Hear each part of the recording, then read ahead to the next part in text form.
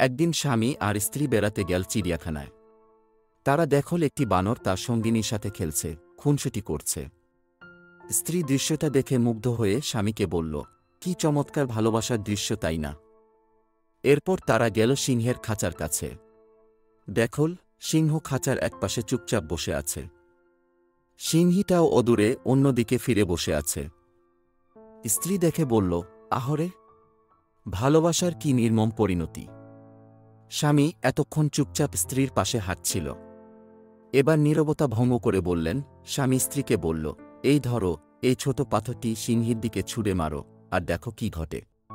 মহিলাটি যখন ছোট পাথরটি সিংহীর দিকে ছুঁড়ে মারল, সিংহটি তখন ক্ষিপ্ত হয়ে গেল। সঙ্গিনীকে বাঁচানোর জন্য গর্জে উঠল। এবার স্বামী স্ত্রীকে বলল, মেয়ে বানরটার দিকে ছুঁড়ে মারো, দেখ কি ঘটে। পুরুষ বানরটার আচরণ লক্ষ্য করো। স্ত্রী ছোট পাথরটি বানরীর দিকে ছুঁড়ে মারল। দেখা গেল ছুঁড়ে মারার আগেই স্ত্রী বানরটা নিজের আত্মরক্ষার্থে ছুটে পালিয়ে গেল।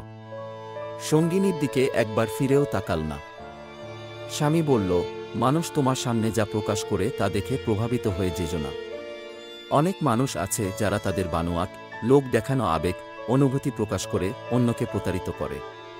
আবার অনেক মানুষ আছে যারা তাদের ভেতরে গভীর অনুরাগ, ভালোবাসা লুকিয়ে রাখে। আর বর্তমানে এই সিংহদের চেয়ে বানরদের সংখ্যাই বেশি।